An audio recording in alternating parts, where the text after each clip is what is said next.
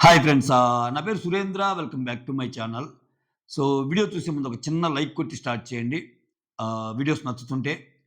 అలాగనే ఈ పర్టిక్యులర్ ఎపిసోడ్‌కి star of the episode Kalyan అంతే. 100% జెన్యూన్‌గా చేసాడు సంచాలకుగా అనిపించింది.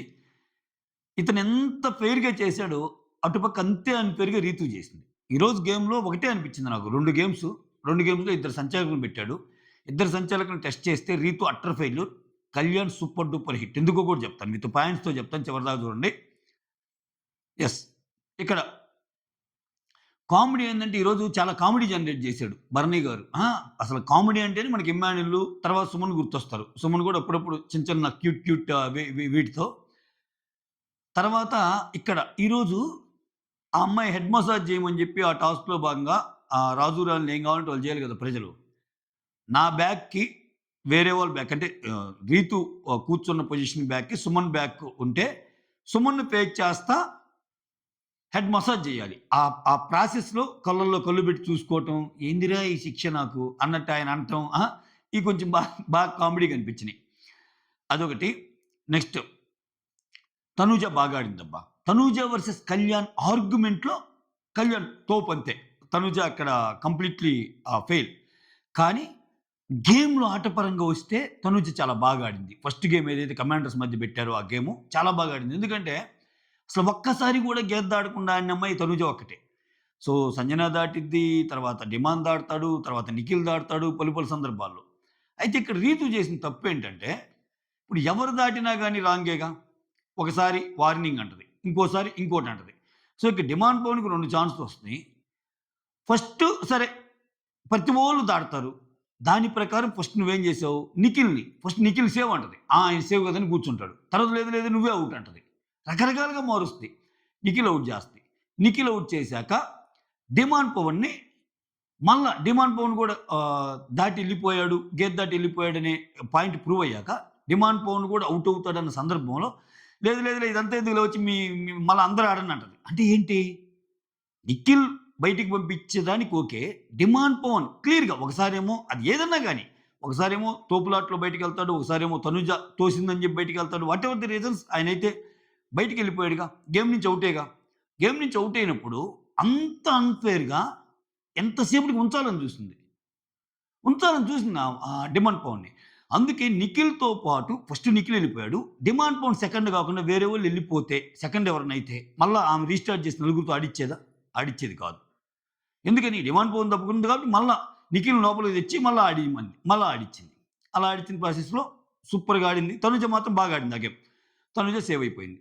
మిగిలిన ముగ్గురులో సెకండ్ సేవ్ డిమాండ్ అయ్యాడు. ఆ తర్వాత నిఖిల్‌కి అండ్ సంజన గారికి పడ్డప్పుడు నిఖిల్ మళ్ళా సేవ్ అవుతాడు. సంజన ఔట్ అయిపోద్ది. కొంచెం సంజన ఫీల్ అయ్యిద్ది. ఎందుకంటే ఖచ్చితంగా ఫీల్ అవుతారు. ఎందుకంటే స్టార్టింగే ఈళ్ళిద్దరు గాని పోతే అప్పుడేంటి తనుజకి, ఈమెకి పడేది గదా!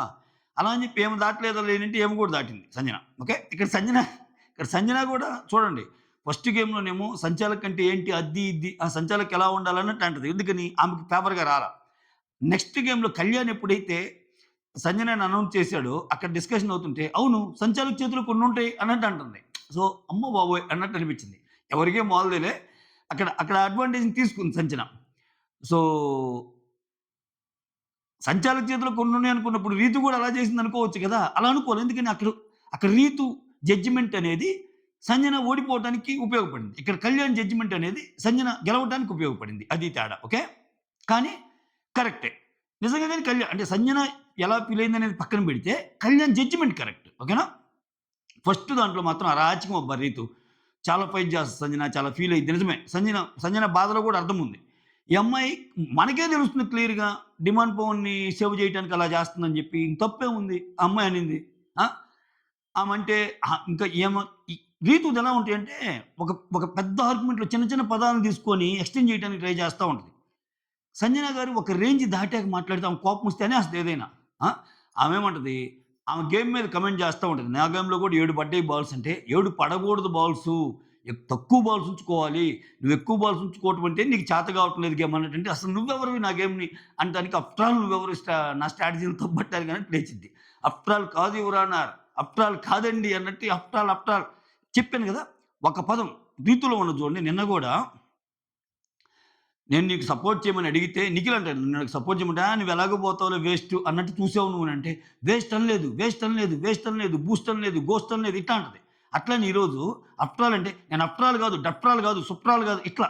అంటే ఆ మెయిన్ ట్రాక్‌ని తప్పించేస్తది. ఆ పదాన్ని పట్టుకొని ఆ పదం మీద నుంచి లాగిద్దనమాట. నేను చేసిన తప్పు. అసలు నువ్వు నువ్వు చేసింది తప్పా లేదా అది మాట్లాడు. నువ్వు చేసింది క్లియర్ కట్‌గా తప్పు.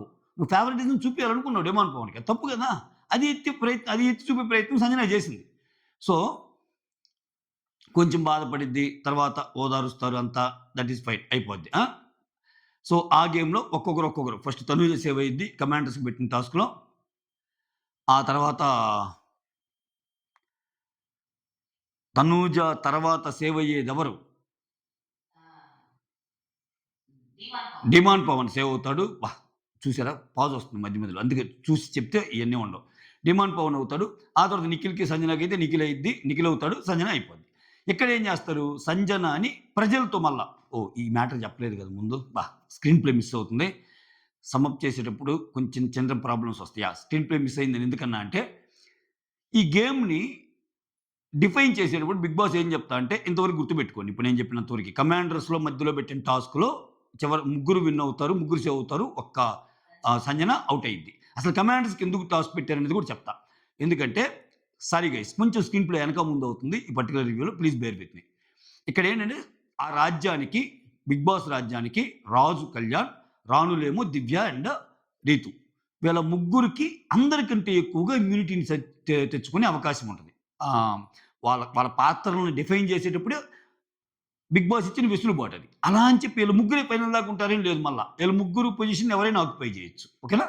వీళ్ళ ముగ్గురిని ఈ మిగిలిన 8 మందిలో కొంతమంది కమాండర్స్‌గా, కొంతమంది ప్రజలుగా చూజ్ చేసుకున్నప్పుడు కమాండర్స్‌గా వాళ్ళు ఎవరెవరిని చూజ్ చేసుకుంటారంటే తనూజ, సంజన, డీమాన్, నిఖిల్. వీళ్ళని కమాండర్స్‌గా చూజ్ చేసుకుంటారు. ఓకేనా? రకరకాల కారణాలతో. తనూజ అయితే కిచెన్ ఇది చూసుకుంటది. నిఖిల్ అయితే నీట్‌గా రాజ్యాన్ని బాగా చూస్తాడు. అట్లా డిమాండ్ పవన్ అయితే ఆ విషయాలొచ్చి మాకు నమ్మకంగా చెప్తాడు. ఇట్లా రకరకాల పాయింట్లతో. దానికి ముందు టెస్ట్ లాగా పిలుస్తారు. నువ్వు కమాండర్ కావాలంటే ఏం చేయాలంటే అక్కడ చిన్న కామెడీ బిట్లనమాట. నేను కమాండర్‌నయితే ఇలా ఉంటానని నిమ్ము చెప్పటం. నేను కమాండర్‌నయితే మహారాణులను బాగా చూసుకుంటానని డిమాండ్ అవ్వటం. ఇయన్నీ జరుగుతాయనమాట. ఆ తర్వాత మిగిలిన నలుగురు ప్రజలు. ప్రజలు ఎవరెవరు? Bharani garu, Emmanuel, Gaurav and Bharani, Emmanuel, Gaurav and Suman. వీళ్ళు నలుగురు ప్రజలు. అయితే కమాండర్స్‌కి కూడా కొన్ని వెసులుబాట్లుంటాయి. కొన్ని ప్రయోజనాలుంటాయి. ఇమ్యూనిటీ తెచ్చే అవకాశం ఉంటుంది. కానీ ప్రజలకు మాత్రం ఏ వెసులుబాటు ఉండదు. ఓన్లీ పని చేయటమే. ఇది గేమ్. ఓకేనా? ఈ ప్రాసెస్‌లో భాగంగా కమాండర్స్ మధ్యలో పోటీ పెడితే, ఆ కమాండర్స్‌లో ఒకరెళ్ళిపోతారు గదా! ఎవరైతే సేవ్ కారో వాళ్ళు ప్రజలతో తలపడాలి. ప్రజలతో తలబడినప్పుడు, ప్రజలతో ఎవరితో అయితే తలబడి గేమ్ ఆడతారో, ఒకవేళ ఆ ప్రజల్లో నుంచి గెలిచినోళ్ళు మళ్ళా కమాండర్ అవ్వచ్చు. కమాండర్ నుంచి ఓడిపోయినోళ్ళు మళ్ళా ప్రజలుగా మారతారు. ఇట్లా స్విచ్ అవుతుంటాయి రోల్స్. దాంట్లో భాగంగా కమాండర్స్‌లో పెట్టిన టాస్క్‌లో ఇప్పుడు నేను ఆల్రెడీ ఇది ఎక్స్‌ప్లెయిన్ చేశాను. కొంచెం ఫ్లాష్ బ్యాక్‌కెళ్ళి చూడండి ఈ వీడియోలో ఎక్స్‌ప్లెయిన్ చేశాను. సో, సంజన ఔట్ అయింది. ఇప్పుడు ఈ సంజన ఔట్ అయ్యాక ప్రజలతో పోటీ పడాలి కదా! సంజనని తేల్చుకోమంటారు. ఈ నలుగురిలో మీరు ఎవరితో ఆడతారంటే ఆబ్వియస్‌గా సుమన్ చూజ్ చేసుకుంటది. ఎందుకని? మిగిలిన ఇమ్మాన్యుల్ స్ట్రాంగే. తర్వాత మిగిలిన భరణి గారు స్ట్రాంగే. గౌరవ్ స్ట్రాంగే. కొంచెం వీక్‌గా ఉంది సుమన్ చూజ్ చేసుకుంటది. సుమన్ కూడా బాగా ఆడాడు. ఏ మాట కామాట సుమన్ చాలా బాగా ఆడాడు. అయితే ఇక్కడ వాళ్ళకి పెట్టిన టాస్క్ ఏంటి? నెక్స్ట్ టాస్కు బాక్సులు టాస్క్ అనమాట. ఈ బాక్సులు ఒక బాక్స్ మీద ఒక బాక్స్ అలా పెట్టుకుంటా ఉంటే ఎవరు బజర్ కొట్టే టయానికి ఇక రూల్ చూడండి. బజర్ కొట్టే టైం నువ్వెంతైనా ఆడు, ఎంతైనా పుష్టి పెట్టుకో. అది మ్యాటర్ కాదు. బజర్ కొట్టే టయానికి బాక్సులు ఏ పొజిషన్‌లో ఉన్నాయి అనేది మ్యాటర్. ఓకేనా? అయితే ముందే అడుగుతారు. ఎవరు ఎట్టైనా పెట్టొచ్చా? అంటే అది మీ ఇష్టం వచ్చినట్టు పెట్టుకోండి అన్నట్టు అంటారు. ఓకే? ఇక్కడ కళ్యాణ్‌ది సూపర్బ్‌గా చేశాడంటానికి రీజన్ ఏందంటే, బజర్ కొట్టే టయానికి ఇద్దరియి సేమ్ హైట్ ఉంటాయి. ఇక్కడ చాలామంది అంటున్న పాయింట్ ఏందంటే, సుమన్ ముందు పెట్టాడు కదా! అన్నట్టు అంటారు. ఇప్పుడు సుమన్ ముందు పెట్టాడు, ఎనకబెట్టాడు ఒక టైమ్ ఇచ్చాడు. ఒక టైమ్ లిమిట్ ఇచ్చాడు. ఆ టైమ్ లిమిట్‌లో ఆ బజర్ కొట్టేదాకా సుమన్ పెట్టినా మళ్ళా కింద పడొచ్చు. సంజన పెట్టినా మళ్ళా కింద పడొచ్చు. తుసుగులాటలో. అది కాదు కదా మ్యాటర్. బజర్ కొట్టే టయానికి పొజిషన్ ఏంటి అనేది. బజర్ కొట్టే టయానికి పొజిషన్ ఏంటి? ఇద్దరే పెట్టుంటారు. ఓకే. ఇద్దరు ఈక్వల్‌గా పెట్టుంటారు. ఇద్దరు ఈక్వల్‌గా పెట్టినప్పుడు యెస్. ఈళ్ళనే పాయింట్ ఏంది? సుమన్ షార్ట్‌గా ఉన్న, పొట్టిగా ఉన్న అసల అట్లా పెట్టాడు కదా! సో, ఆయన ఎఫర్ట్ చూసి ఇవ్వాలి అంటారు. అదెట్లా? ఇప్పుడు కళ్యాణ్ అన్న పాయింట్ ఏంది? ఇద్దరు ఈక్వల్‌గా ఉన్నప్పుడు నేను చూసే నెక్స్ట్ పారామీటర్ ఏందంటే ఎవరు కరెక్ట్‌గా పెట్టారు అన్నది. అది అబ్సల్యూట్‌లీ రైట్ కదా! పర్ఫెక్ట్ కదా అది కళ్యాణ్ చెప్పింది. ఎందుకంటే, ఇప్పుడు మీరు ఒక కాంపిటీటివ్ ఎగ్జామ్ రాస్తారండి. రాసినప్పుడు ప్రతి వాడికి 100కి 95 వచ్చినియి ఒక నలుగురికి. దాంట్లో మళ్ళా ఫిల్టర్ ఎట్ట చేస్తాడు? ఆ 95లో గూడా మ్యాథ్స్‌లో టాప్ ఎవరు? వాడికి ఒక ర్యాంక్ ముందిస్తాడు. మ్యాథ్స్‌లో ఇచ్చాక మ్యాథ్స్‌లో రాని ఇద్దరికి ఇంకా ఎక్కువలొచ్చినాయనుకో ముగ్గురికి, దాంట్లో ఫిజిక్స్ టాప్ ఎవరు? ఫిజిక్స్‌లో ఇస్తారు. తర్వాత కెమిస్ట్రీ ఎవరు? అట్లా. అట్లా రకరకాల పారామీటర్స్ యూజ్ చేసి ఇచ్చేస్తారు. అంటే ఏంటిక్కడ? ఒక సిమిలర్ స్టేజ్‌లో ఒక రిజల్ట్ ఉన్నప్పుడు దాన్ని డిఫరెన్షియేట్ చేయటానికి వేరేదేదైనా ఎతుక్కోవాలి. ఇప్పుడేంటి? ఇప్పుడు నువ్వు ఎలా అయినా పెట్టు. ఇక్కడ ఇప్పుడు సుమంద్ ఎప్పుడు కరెక్ట్ అయిద్దంటే, ఒకవేళ సంజన ఒక 5 బాక్సులు పెట్టి, 5 పర్ఫెక్ట్‌గా పెట్టి చూడండి కళ్యాణ్ చెప్పింది ఎప్పుడు రాంగ్ అయిద్దంటే, సంజన ఒక 5 బాక్సులు పెట్టింది. సుమన్ ఏమో 6 బాక్సులు పెట్టాడు. సంజన 5 కరెక్ట్‌గా పెట్టింది ఒకే ఆర్డర్‌లో. బట్ సుమన్ కరెక్ట్‌గా పెట్టకపోయినా 6 పెట్టాడు. అప్పుడు సుమన్‌కివ్వాలి. సుమన్‌కివ్వాలి. ఎందుకంటే ఆర్డర్ ఫాలో అవ్వాల్సిన పనిలే. ఎందుకంటే ముందే అనుకున్నారు ఆర్డర్ ఫాలో అవ్వాల్సిన పని లేదని చెప్పి క్వెషన్ కూడా అక్కడ రీతు అడిగి ఉంటది. ఆర్డర్ ఫాలో అవ్వాల్సిన పని లేదని ఆ మాటొస్తది. కానీ ఇక్కడ అలా జరగల. ఇద్దరు ఈక్వల్‌గా ఉన్నాయి. ఇద్దరికి ఈక్వల్‌గా ఉన్నప్పుడు వాళ్ళ వాళ్ళ పెర్ఫార్మన్స్‌ని ఎవాల్యుయేట్ చేయాలంటే సెకండ్ పాయింట్ కింద ఏదో ఒకటి పెట్టుకోవాలిగా. దానికి ఆయన చెప్తాడు. ఇది బాగుంది గదా! అన్నట్టు. ఇంక దానికి వీళ్ళు సెంటిమెంట్ యాంగిల్ చేస్తారు. కానీ ఇక్కడ కళ్యాణ్ నేను ఇంకా ఎందుకు ఎక్కువ మెచ్చుకుంటానంటే, ఇక్కడ మిగిలినోళ్ళు ఎవరు పోటీ అసలు ఈ సంజన పక్క మాట్లాడడానికి లేరు. లైవ్‌లో తర్వాత ఏమైనా జరిగిందేమో గాని అసలు తర్వాత ఇటుపక్క అందరూ సపోర్ట్ వస్తారు. ఎవరు? ఆహ్, దివ్య నిఖిత, తనూజ ఈళ్ళందరూ మాట్లాడుతా ఉంటారు. సుమనే, సుమనే, సుమనే అని. ఇక్కడ మాత్రం ఇంకెవరికి రాదు సంజనకి. అయినా గాని స్టాండ్ తీసుకుంటాడు కళ్యాణ్. నో అన్నట్టు. తర్వాతొచ్చి ఏదైతే అయింది లేరా ఇక్కడ దీంట్లో భాగంగా తనూజ మాటలు దొర్లిద్ది. నువ్వు ఫెయిర్ సంచాలకులే పెద్ద బాగా చేసావులే పో అది ఇది అన్నట్టు. అది తప్పు. ఖచ్చితంగా తప్పు. ఇక్కడ కళ్యాణ్ నాకు ఈ పాయింట్‌లో నచ్చడు. ఎందుకు నచ్చదో చెప్తాను చూడండి. ఇప్పుడు ఒక డెసిషన్ తీసుకున్నాడు. కళ్యాణ్ తీసుకున్న డెసిషన్ పక్కా కరెక్ట్ అది. ఇక్కడ ఆయన బాధపడుతుంది, ఆయన భయపడుతుంది ఎందుకు చెప్పండి? మీకు ఈ పాటికి అర్థమై ఉండాల. ఇన్ని రోజులు కళ్యాణ్ గేమ్ చూసినోళ్ళకి. మోర్ థాన్ గేమ్ ఆయనకి గొడవయింది తనూజాతో. అయ్యో! ఇప్పుడు తనూజాతో నాకు గొడవయింది. నన్ను ఫెయిర్ సంచాలక్ కాదు అంది. ఏంది ఆమె నోరు జారింది అనేది బయటికి చెప్తున్నమాట. కానీ దీనివల్ల మా ఇద్దరికి గొడవయిందే అన్నది ఆయన లోపల బాధ. నువ్వు లోపల అంతరంగాలకెళ్ళి తొంగి చూసావురా నువ్వు అని ఇప్పుడు మీరు నా గురించి అనుకుంటున్నారు గదా! తప్పు లేదనుకోవటంలో. గేమ్‌ని ఇన్ని రోజులు చూసిన వ్యక్తిగా నాకలా అనిపిచ్చింది. ఎందుకంటే ఆయన ప్రతి మూమెంట్ తెలుస్తది మనకి. తనూజ బాధపడితే ఖచ్చితంగా ఆయన బాధపడతాడు. సో, ఒక చిన్న ఇష్యూ ఆ రోజు ఫేవర్ అని చెప్పంగానే నేను చాలా ముఖ్యాను అన్నట్టు అంటాడు గదా! సో, నాకింకేం లేదు ఈ ఈ ఈ పర్టిక్యులర్ టైమ్‌లో తనూజ బాగుంటే బాగుండు. తనూజ బాగా బయటకొస్తే బాగుండు అన్నట్టు అనుకున్నాను అన్నట్టు అంటాడు. సో, అట్లా అంత ఇంపార్టెన్స్ ఇస్తాడు. అలా ఇంపార్టెన్స్ ఇచ్చినప్పుడు ఏమైద్దంటే, నువ్వు మాట్లాడిన మాటలు, నీ పాయింట్‌లన్నీ నెక్స్ట్ డే కల్లా చల్లారిపోతాయి. ఇప్పుడు ఈ మూమెంట్ ఉందా? ఈ మూమెంట్‌ని ఎంజాయ్ చేస్తాం మనం. కళ్యాణ్ సూపర్‌గా మాట్లాడారురా! ఏదైతే అది సంచాలక్ గ్రేట్‌రా అన్నప్పుడు, ఆ మొమెంటమ్‌ని కంటిన్యూ చేయగలగాలి బిగ్ బాస్ టీమ్ అంటే. సో, ఇక్కడేంది నువ్వు తప్పేం లేదుగా నువ్వు ఒకటబ్బా నువ్వు ఫ్రెండ్లీ బాండ్ ఫ్రెండ్లీగానే ఉంచు. గేమ్‌ని గేమ్‌లాగా చూడు. నువ్వైతే అలానే చూడు. తప్పు లేదు. ఫ్రెండ్లీ బాండ్‌ని గేమ్‌లోకి తెచ్చి, సో, నువ్వు నాకు ఫేవర్‌గా చేయలేదు గాబట్టి, నువ్వు నాకు ఫ్రెండ్ కాదు అంటే, అటువంటి ఫ్రెండ్ వేస్ట్ అంతే. అటువంటి ఫ్రెండ్‌షిప్ వద్దబ్బా! అది అది అది వేస్ట్ ఫ్రెండ్‌షిప్ అంటా నేను. అంటే ప్రతి క్షణం, ప్రతి నిమిషం ఎదుటోళ్ళు చెప్పిన దాని కోసమే నువ్వు బతకాలి. ఎందుకు? నీ మనస్సాక్షి ఉంది గదా! నువ్వు చేసింది రైట్ గదా! తప్పేంటి? నువ్వు చేసింది రైట్ అని వాళ్ళు రియలైజ్ అయిన రోజున, వాళ్ళు నీ దగ్గరికొచ్చి మాట్లాడతారు. ఇట్లాంటివి చేసి తగ్గించుకుంటాడు ఆయన గేమ్. ఈరోజు ఎక్సలెంట్ గదా!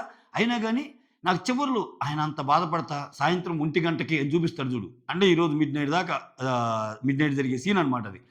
సుమనొచ్చి నేనే కామ్‌గా ఉన్నాను గదా! కళ్యాణ్ ఎందుకు అది ఇది అంటే అట్లా గాదన్నా ఏందన్నా అట్లా అంది ఫెయిర్ సంచాలక్ అది ఇది అని బాధపడుతున్నాడు.